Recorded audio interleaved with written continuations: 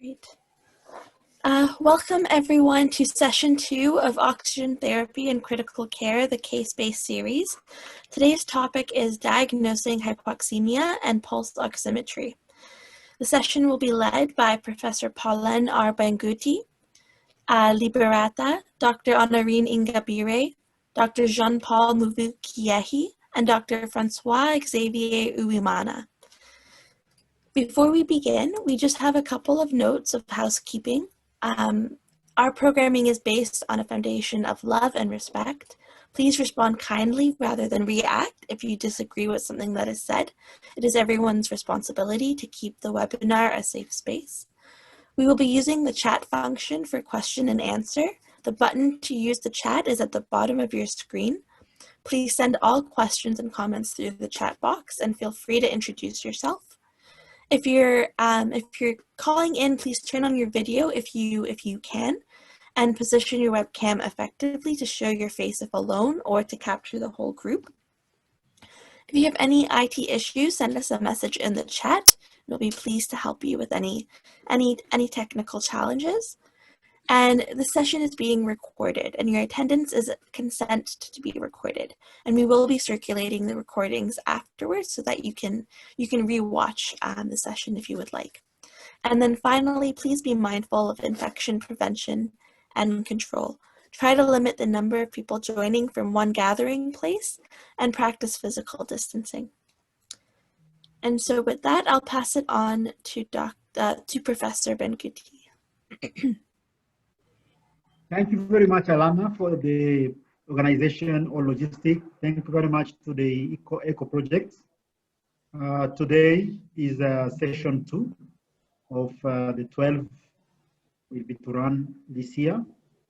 The good information is we are already CPD accredited with 30 points, 30 credits for the whole session if you follow the whole 12.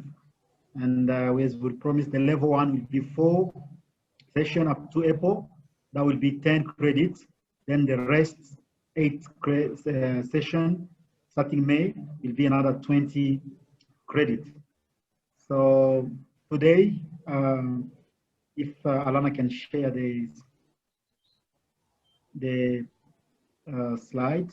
Today it's about diagnosing hypoxemia with pulse oximeter. We have 5 panelists who will be going one by one. At the end of the session, we would like to improve some of our practice. We need to understand very well the use of pulse oximeter during the COVID-19 pandemic, understanding and recognize the pulse oximeter latency.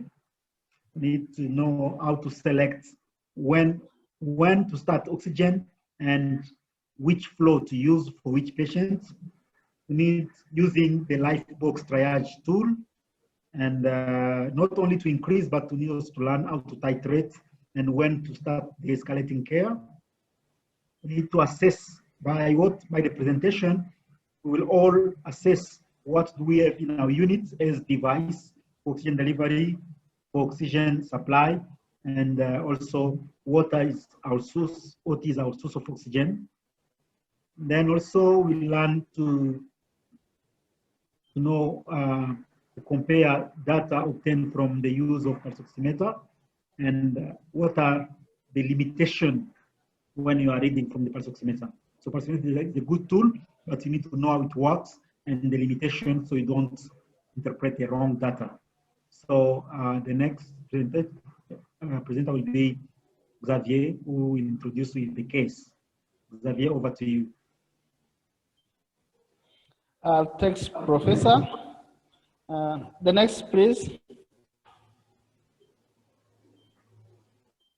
Yeah, to the audience, we have a 57-year-old male who presented with shills, weakness, and dry cough, and has been tested positive, COVID positive 3 days ago. Now is restless, agitated, and cardiac.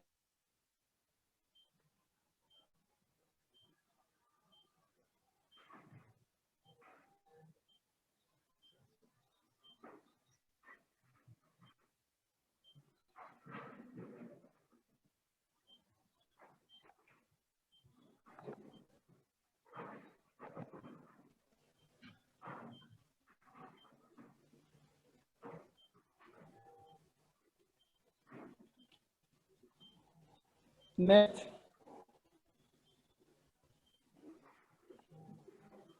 Okay. So the question was, how do we know if the patient is hypoxic or not? We can either know the hypoxic patient either by clinical signs with this mnemonic like rat on bed or the pulse oximeter. For rats, beds, we have early rats and late on beds. Rat means next. You see, there is rat on bed, there is restless, anxiety, tachycardia, those with signs. In rest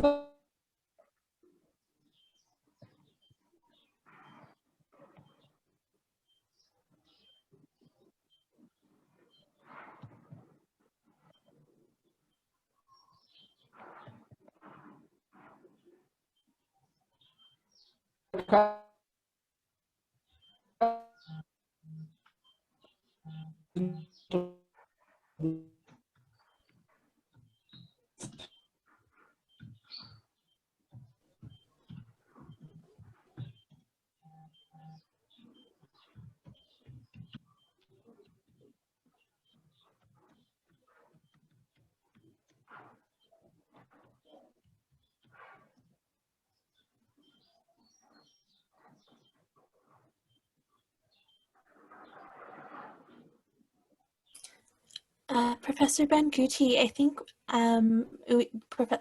Uwimana is having internet problems. Do you want to fill in until he's able to come back? Sorry for what happened to Xavier, but Xavier was talking about signs and symptoms of hypoxemia, where he took us through the rat on beds, and when the patient presents to you in with the features on when he was reading the case, so you need to know if this patient has other signs. So he found the restlessness, the agitation, tachycardia, and tachypnea. Those are early signs of hypoxemia. Then the late sign will be bradycardia, early extremity, which are cold or cyanotic, and also dyspnea. So that's why you think about the rat on your bed, which is a bad signs of hypoxemia. So hypoxia and hypoxemia are different. Hypoxia is about lack or inappropriate oxygen into the tissues, while hypoxemia is inappropriate content of oxygen in the blood. So hypoxia can exist with or without hypoxemia, and vice versa, because as we will see, we can have many different causes of hypoxia. So next slide. So type of hypoxia, we can have hypoxemic hypoxia,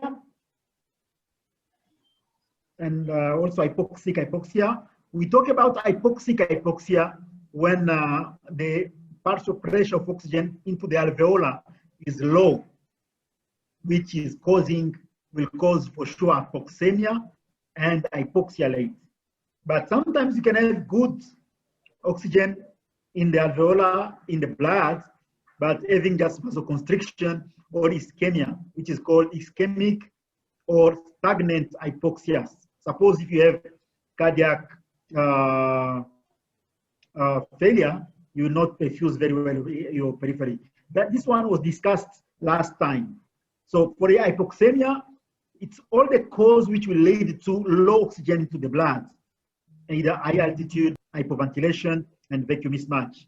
So those are cause of hypoxemia. So hypoxemia will lead to hypoxia, but you can be hypoxic, you can have hypoxia without hypoxemia. So that is very good to understand, so that we don't think all patients with good oxygen in the blood are having oxygen in the tissue. You can lack oxygen in the tissue while having a good level of oxygen in the blood due to cardiac causes or vascular causes or even histotoxic causes.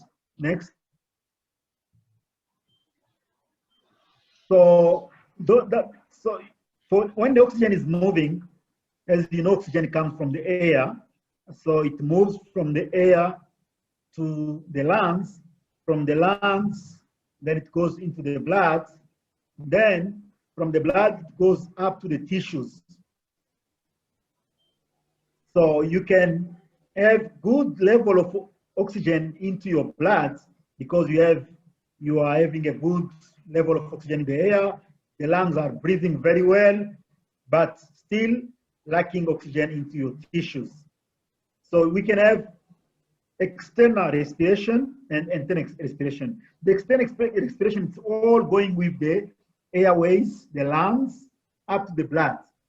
The internal respiration is when your oxygen reaches the blood, it needs to be pumped to your tissues. So you need to have a good pump, good plasma, meaning good hemoglobin and red cells, and good vessels which sustain a good perfusion to the cells. So now the question is, how do we diagnose hypoxemia? So that will be the next presenter who will talk to us, diagnosis of hypoxemia. Thank you, Prof. Maybe the audience may have like 1 minute to answer, or it will be in a breakout session.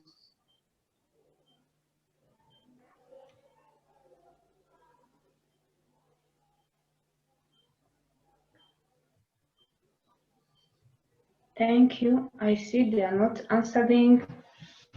Diagnosis of hypoxemia can be done by using pulse oximeter. Now we are going to talk about pulse oximeter. You are seeing the image here with a yellow box with a probe on the index of a patient or any person. This is a pulse oximeter. Normally, it's used to monitor the oxygenation in our body, and it detects the hemoglobin in the arterial blood. And also, it's indirect. Indirect, it means it is not in contact with the blood. And also, it's painless. It doesn't need the invasive procedures. We can go to the next slide. We are going to see how does pulse oximeter works. First of all, we have to know the part of pulse oximeter. There are some pulse oximeter that are they don't have the two parts. The most of them, they have the probe, which is the one having the light emitting diode, the source of light, and the other side it has the light detector. And it has a monitor one that has to show what is the probe is detecting. Now you are going to see how it works. Normally the probe, it makes the light that is having different wavelengths. It has a red length that is having 1660 nanometer and infrared with a wavelength of 940 nanometer. Once the light has been detected to the light detector part, the sensor from the probe, it detects amount of light absorbed at each range of wavelength. And then there is what we call a process that is called photoplethysmography. Arterial blood flows are detected by its pulsatile flow. You can go to the next slide.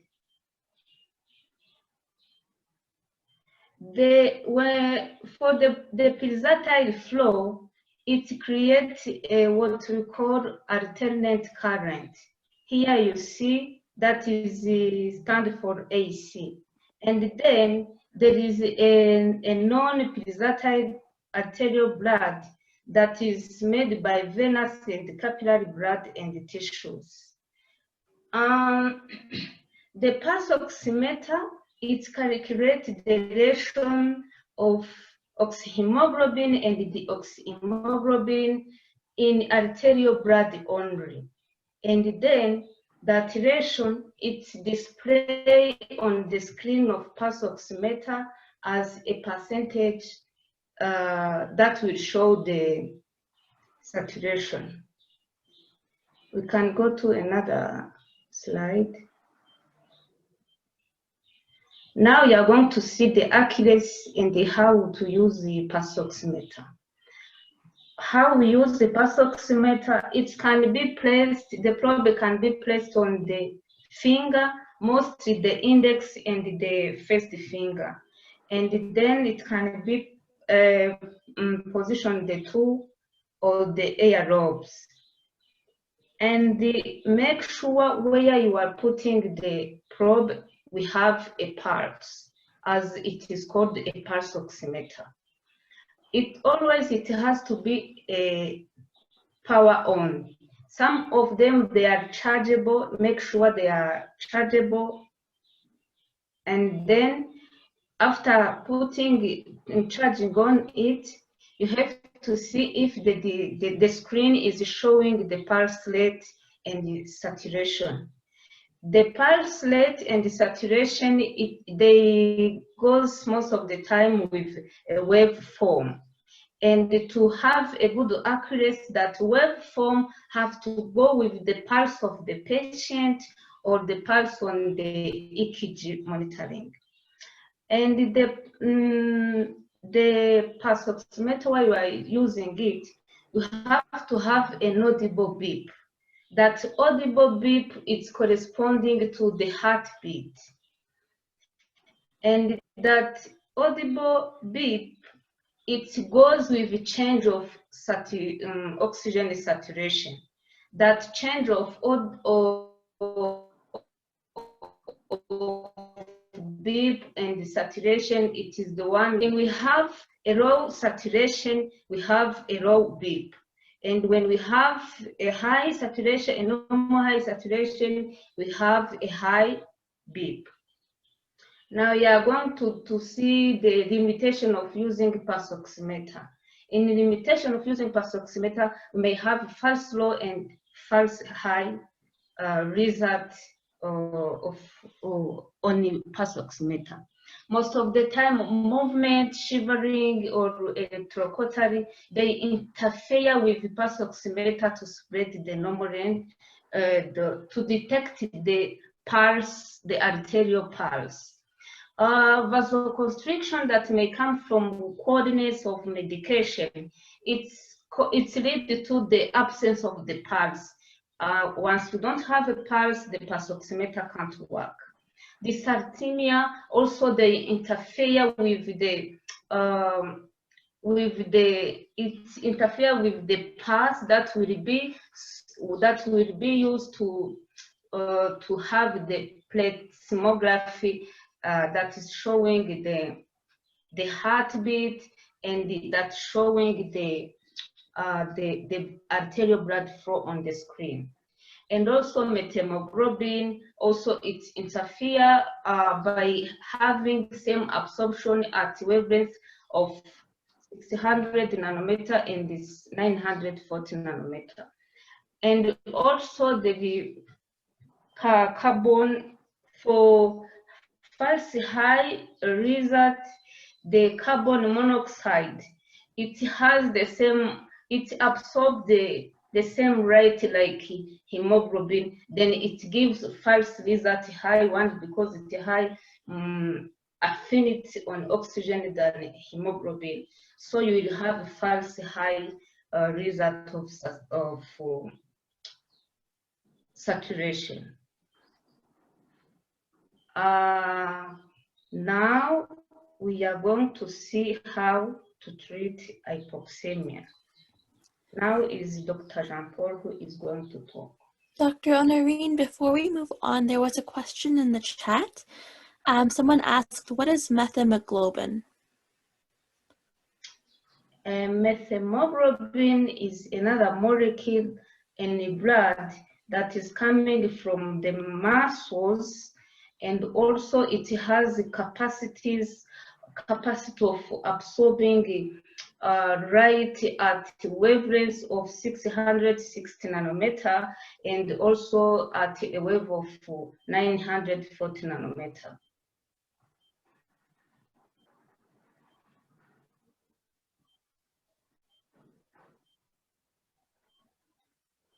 Thank you.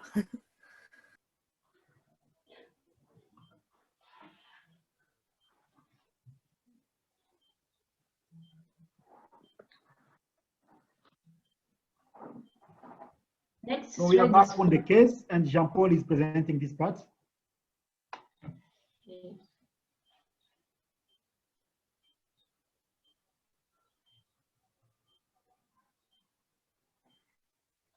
So the same patient, suppose you put the pulse oximeter on his finger, the SpO2 shows 88% of oxygen. Now the question is, how do you treat?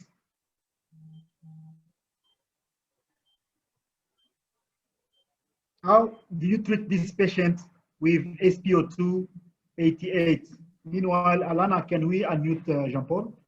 Jean-Paul, would you like to try now? Yes, thank you. I was struggling to unmute myself. Thank you so much. As Prof has introduced it with this case, after you've put the pulse oximetry on a 57 years male patient who presented with chills, weakness, and the like cough, whom the wife was tested COVID-19 positive 3 days ago. At her arrival, he's restless, agitated, tachycardic, and dyspneic. Your pulse oximetry is reading 88%. How are you going to treat this patient from the audience? Someone say oxygenation. Can you be specific? How do you provide the oxygen?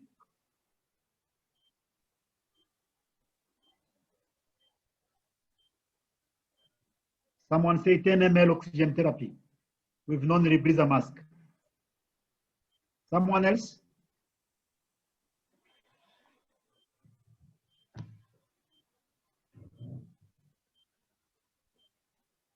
The flow and the device you can use, please.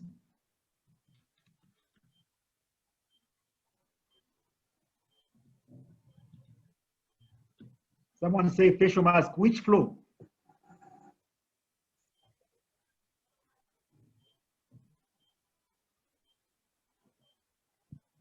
Jean-Paul, the floor is yours. Someone say intubate. Okay. I see some of the participants have mentioned different answers or different options to treat this low oxygen saturation. All of your answers are, I can see many are mentioning nasocannula, simple facial mask, and non-rebreather facial mask. Let us get to the next slide.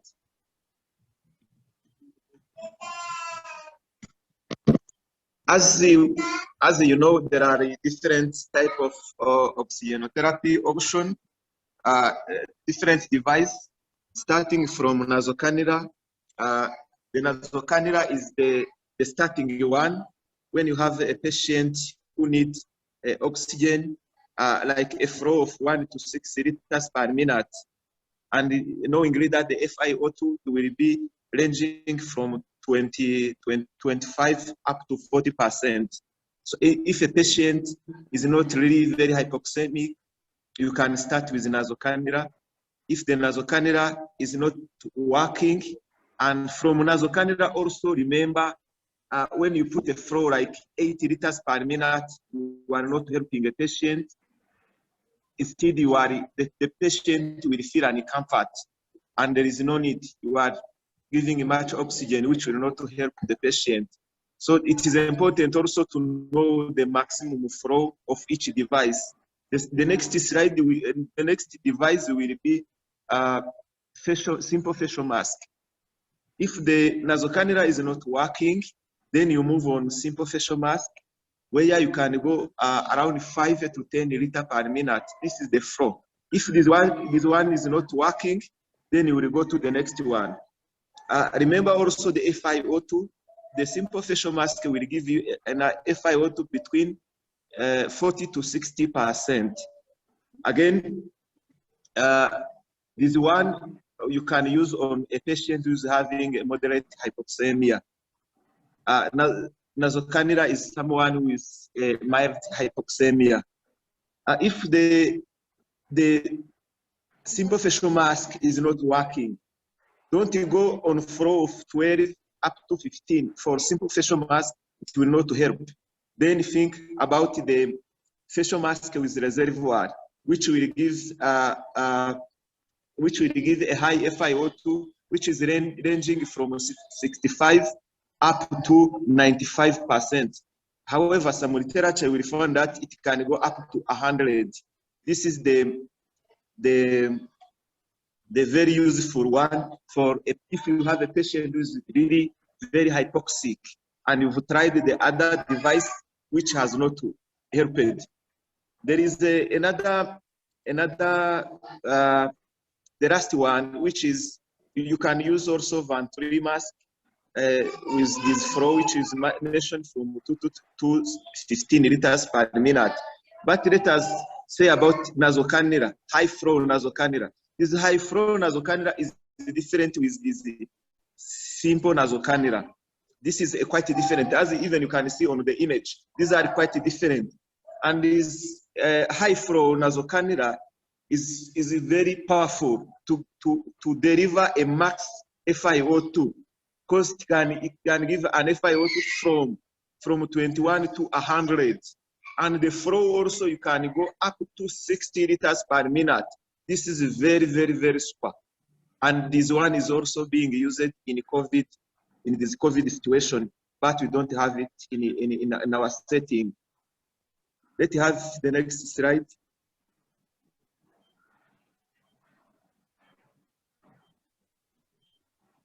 After initiating oxygenotherapy, you will not keep your patient on oxygen. So you need to know decision to escalate the care, decision to wean off from oxygen. So there are some basic, there are some principles that we call laws. Quick COVID-19 severity index. These are the component of quick COVID-19 severity index. Or you can use like this severity index, or in any other patient who is hypoxemic, you can apply the same principle. The principle number one will be respiratory rate. So you have to assess the respiratory rate of your patient. If your patient is having a respiratory rate which is more than 20 cycles per minute, that this will show you that your patient is very tachypneic. If the oxygen flow and the device, also you need to know, is my patient can maintain normal oxygen saturation or nasopharynx, or my patient need to maintain the high oxygen flow on non-rebreather facial mask. These are the things you need to understand, which will give you an idea if your patient is still needing a high oxygen, or if your patient may be weaned from oxygen. Again, also you will see the oxygen saturation. How is my patient is saturating? If your patient is having oxygen saturation less than 90% on pulse oximetry, this will show you that your patient is still hypoxic. And then the last E is to escalate. Either you increase the oxygenotherapy, or you decrease the oxygenotherapy accordingly to these parameters: respiratory rate, oxygen device that you are using, and oxygen saturation. And then you escalate the care accordingly. Next slide.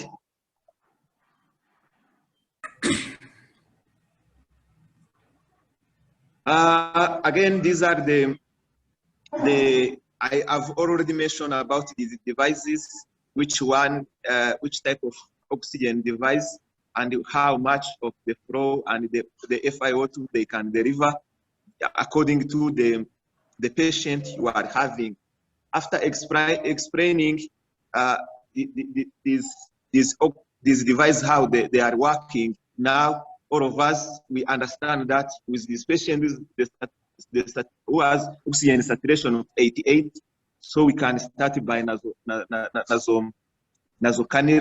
If the nasocannula doesn't give us the oxygen saturation more than 90%, then we move on oxygen with a simple facial mask and see what it may give. If it doesn't help, we can go to non-debrider facial mask. Let us go to the next one. Next slide. So this patient, after put on oxygenotherapy, the oxygen saturation now it reaches 99% on oxygen. So now, if this patient is having this oxygen saturation, it's a time of the escalation of this care as per needed. Now we are going to wean off from oxygen slowly as the patient will be tolerating to maintain her normal oxygen saturation above 90. So I can pass the floor to Liberata to tell us where this oxygen is coming from. Thank you, Dr. Jean-Paul. Next slide, please. Okay. So when we are giving oxygen to our patients daily, we have to question ourselves where this oxygen comes from. And the primary source of oxygen, there is a typing error here. It is photosynthesis, not photosynthesis. It is photosynthesis. So, as you know, the green plants get their nutrients from the process which is called photosynthesis, where with the help of sunlight, CO2 and water will give carbohydrates, which is glucose, and the oxygen, which will go in atmosphere and be important for us human beings. So now, when you look at composition of air in the atmosphere, you will find that oxygen which comes from plants is occupying 20.9%, it's around 21%, and much of atmospheric air is nitrogen, which occupies 78%. There is also argon in the air and the other gases. So now, if oxygen in atmospheric is 21%, and remember in our hospital, sometimes we give even 100% FiO2. So we have to question ourselves how this atmospheric oxygen of 21% will go up and reach to 100%. Who can guess the process by which this will be concentrated and reach to 100%? Use a chart, please. Use the chart and tell me how it will be done.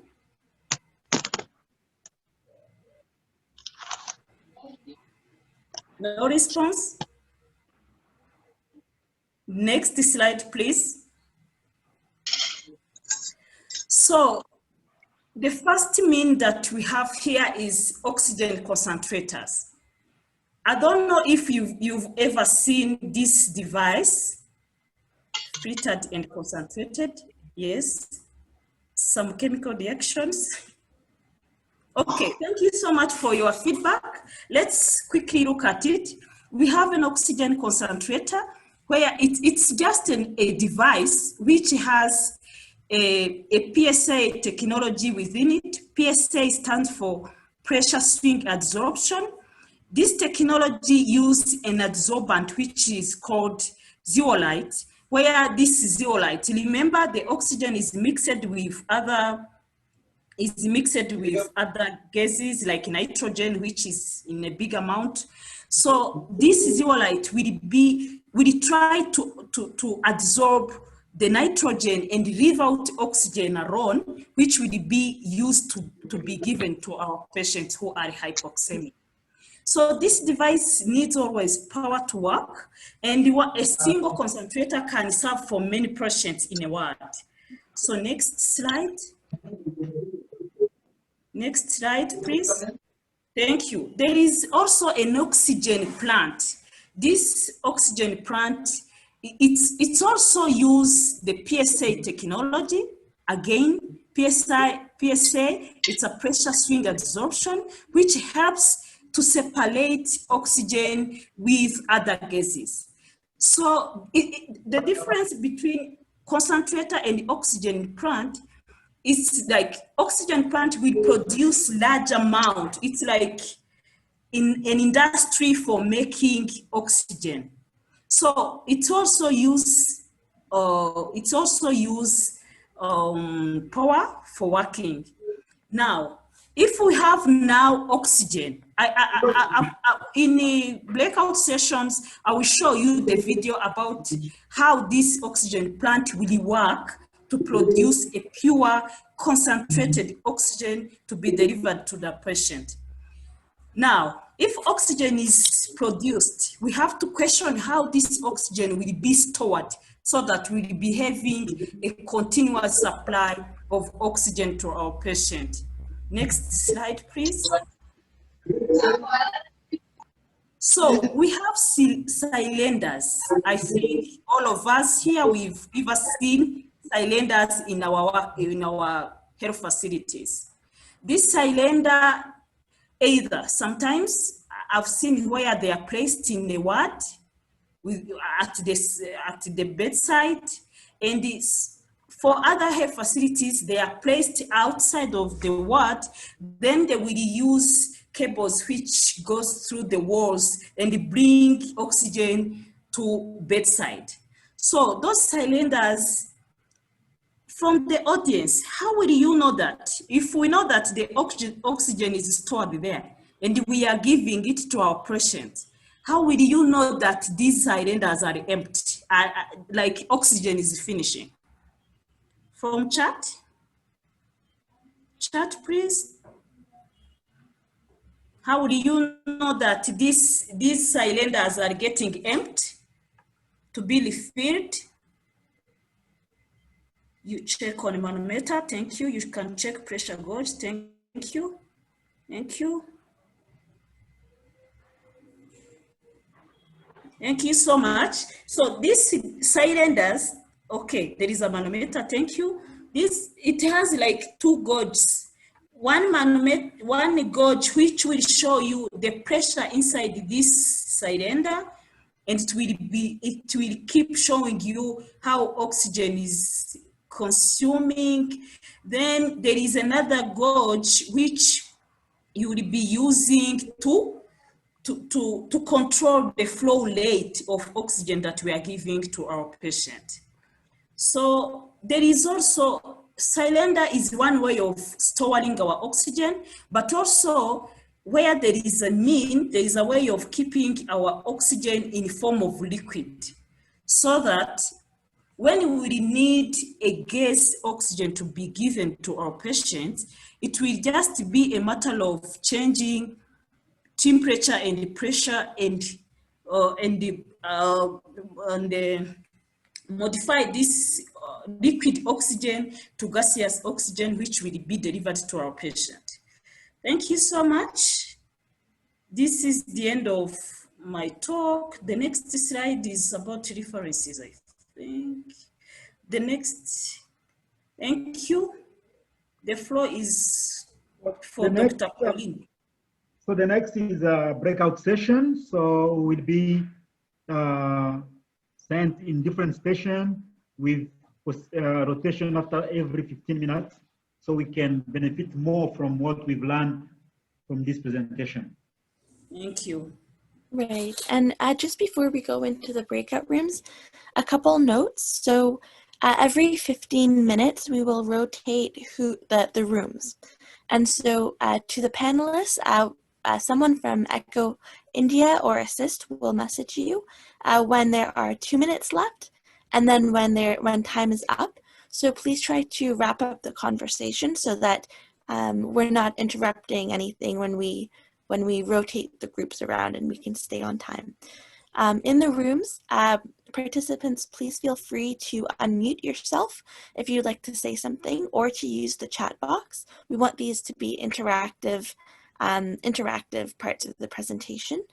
And then if you would like, take notes during the room, and when we come back, we will be doing a debrief or a wrap up. So if you learned anything particularly new, or you have any questions or insights, have those ready to share with the main class when we come back. Before we move you into the rooms, this is the schedule. So each doctor will rotate into your room for you. And we'll have Dr. Ingabire talking about pulse oximeters. We'll have Dr. Xavier talking about the LifeBox triage tool. And we'll have Liberata and Dr. Mvukiehi talking about oxygen sources and devices. And so group A will start off with one topic, and then after 15 minutes, we'll rotate. And then after another 15 minutes, we'll rotate again. And then at the end of the 3 stations, we'll come back to the main room. So if you give me just a moment, you'll soon be invited to join a room.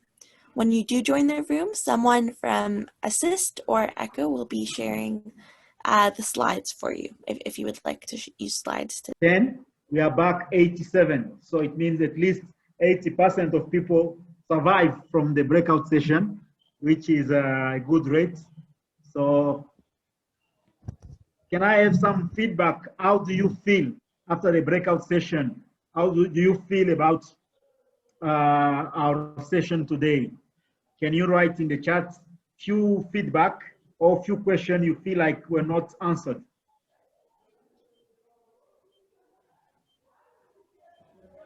So colleague, check for me, and please assist when there is a question.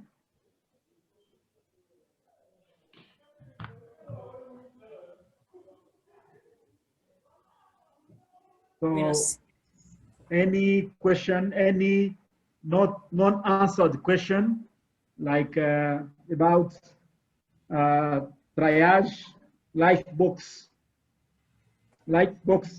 tool triage, about pulse oximeter, or about oxygen. Yes, there is. Oxygen source. Yes, there is a question which is not answered. Which one, Tiffany? Yeah, for me, I didn't cut the answer from the liquid oxygen in our country, if it is really exist. I didn't catch the question, the answer, sorry. Okay. The liquid oxygen, yeah, in our country. Thank you. Any other question?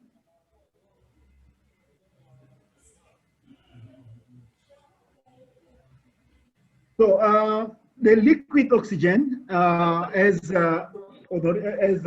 Liberata explained, a long process and very costly, and it's mostly used when you want to minimize the space of storing the oxygen. Like people who are COPD or chronic hypoxic, and they want to use oxygen for long. Some of them have oxygen liquid at home in a small storage, and they have all the system to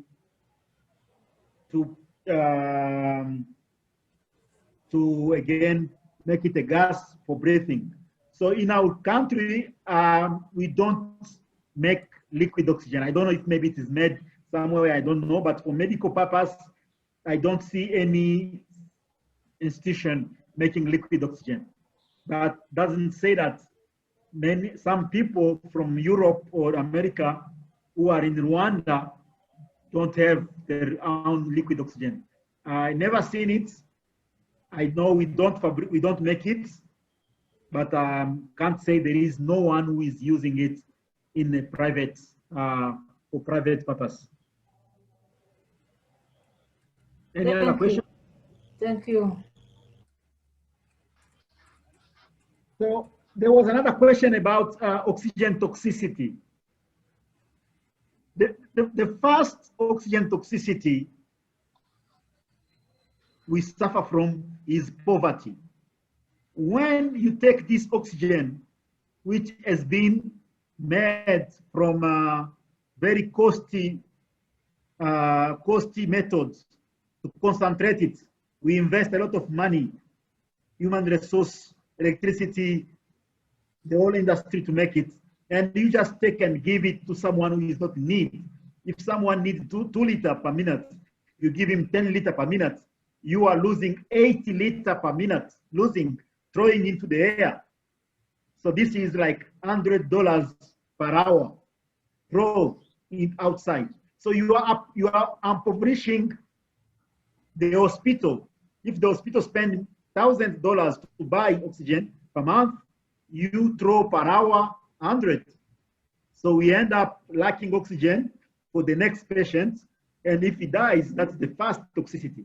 When you throw it out, you are impoverishing the hospital.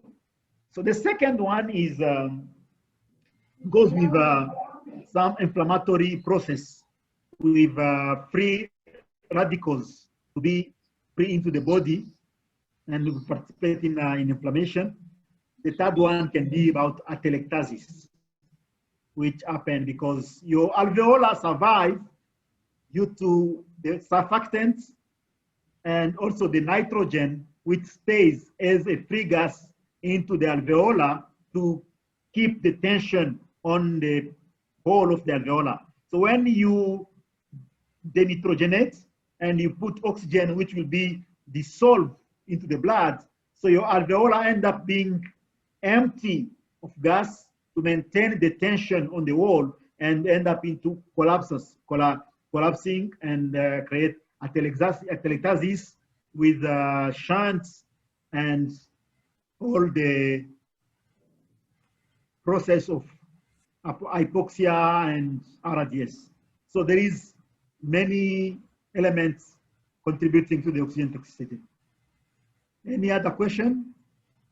So as we start wrapping up, I can say that everyone benefits from this session by remembering. I don't say you learn, because I know most of you knew already what is hypoxia and the signs, but now you remember today signs of hypoxia. Because even if we say the COVID patients have silent or AP hypoxemia, it is because there was we missed to know they were in hypoxia. We didn't diagnose hypoxia. After a while, they adapt themselves to the hypoxia. They become silent hypoxic. So if we could have catch in the early phase when they are hypoxic, we could have treated them or start giving them oxygen. Those people who are in silent hypoxia, their organs are suffering from hypoxia. They develop hypoxic physiology, vasoconstriction, accumulation of lactic acid, so that when they decompensate, they don't spend longer, they die quickly. It's not, they're not dying that time, they've been dying since the time of hypoxia where we didn't recognize. So it's good to recognize signs of hypoxia early on time and detect it. And how do we detect it? How do we diagnose? we need to use the pulse oximeter. Now, if you ask some people living in Kigali, especially in Gasabo, there is that operation Save the Neighbor.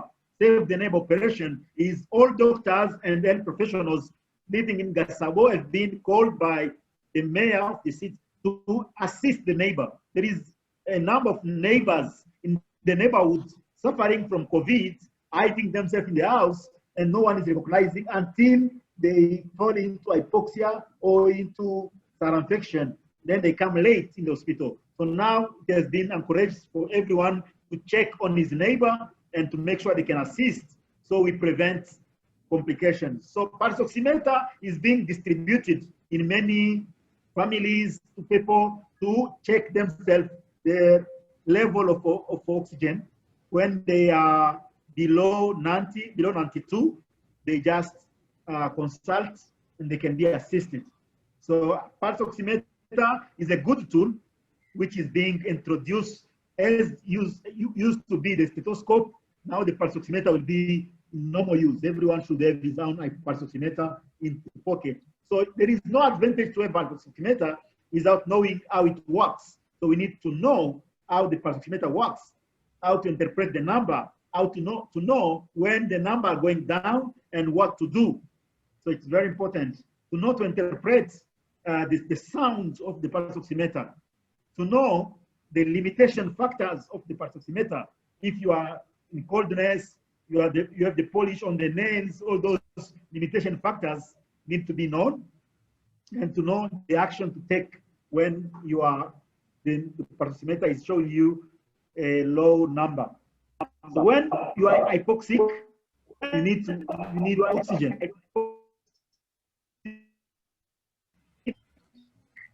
So you need oxygen.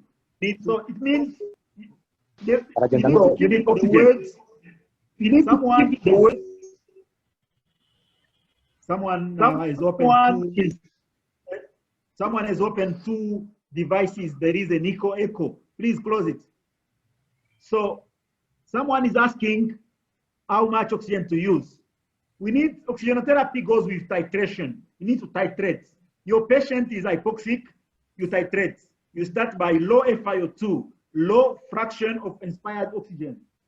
You put nasoprom, 2 liters, 3 liters. When it doesn't work, you wait for a time. When it doesn't work, you go on facial mask, 5 liters. The more you go on the flow, the fancy device you need.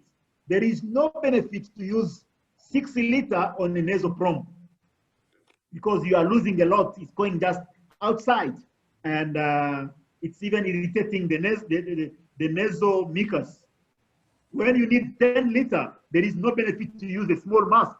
10 liters goes with the mask with reservoir. Because remember, that flow, whatever is not used, it goes into the air. So you are throwing away dollars, money. So you need to use wisely the device. So it's about increasing FiO2, increasing the flow progressively until your patient feels good. When your patient starts feeling good, then after a while, when he's stable, think about de-escalating. And we've checked, and Jean-Paul told us about the ROSE, R-O-S-E, rates. The respiratory rate talks much, the oxygen saturation also, and the flow. So the flow or the FiO2 will depend on the saturation and the respiratory rate, the signs of hypoxemia. Last but not least, the source of oxygen is air. So we concentrate our oxygen from the 21% from air up to 100% by using either a concentrator or an oxygen plant. Then when it is concentrated, it can be stored. The concentrator can store not in a cylinder, because to store in the cylinder, you need high pressure to compress into a cylinder. And when you press the cylinder, there is a manometer showing you the pressure. You don't check if your cylinder is full by lifting it, no. It's by checking on the manometer. If the manometer is up or if the manometer is down. When it's going down, it means your cylinder is going down and it's being empty. And then remember also to clean your oximeter. Whatever device you use for oxygenotherapy, you need to clean it using alcohol, using other elements, other fluid you use for the contamination of your devices. So I think with this, we've covered all our topic. We've covered all our topic of today. And I know there is a lot of questions in the background. I would request you that can come shortly back on how oxygen is made. Oxygen is made by separating nitrogen, which is azote, and oxygen through a zeolite. Zeolite is a product which managed to separate the two. So oxygen is stored somewhere and zeolite, nitrogen is kept in another place. So it's by concentration using zeolite. You can go on Google and Google concentration of oxygen by using zeolite. So as we are ending our session. We've discussed our topics, and I think everything has been covered. If any other question, we have a WhatsApp group. Excuse me. Please. Yes, please. There is an busy man is asking a question: if the skin color interfere with the result of pulse oximeter. Jean-Pierre Bizimana is asking that question. What do you mean by skin color? Black or white? Black or white? Maybe she can make it clear. I know she's in class. Bizimana, can you speak out? Do you want to say among white people and Indians and black, if the values are different? Yes, being black or white, it's what he's saying. No, it doesn't interfere. The pulse oximeter is not racist. The pulse oximeter is not racist. Okay, thank you. Okay, so any other question before we close this session and pass the mic to Alana?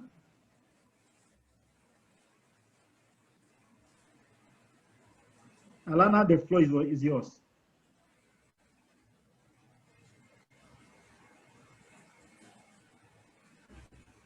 Hi, everyone. Thank you so much for participating in today's class. After the session, we will share the recording and as well the resources link so that you can review what was discussed today with the presenters. And we encourage everyone to register for a student account on the Learning Resource Center. I will share the link in the chat and in the WhatsApp and by email. This center is very, very useful. It includes additional resources, quizzes, case exercises, and videos to help you really test your learning. And finally, if you're not already on it, please join our WhatsApp group. You can scan the QR code using your phone on the screen, or you can message us on WhatsApp, and there's a number there for you. But otherwise, thank you so much. And we hope to see you at our next session, number 3, next month. So remember, the next session is the 3rd. When you finish the 4, if you've been attending all the 4, you have certificate level 1. There is a grace for those who missed the first one. If they keep following the 2 next, if they follow this one and the 2 next, 75% attendance, you will get the certificate level 1 with 10 credits CPD. It's already accorded. So please come back next time.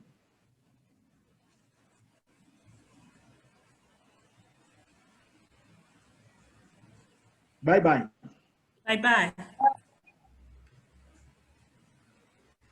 Bye-bye.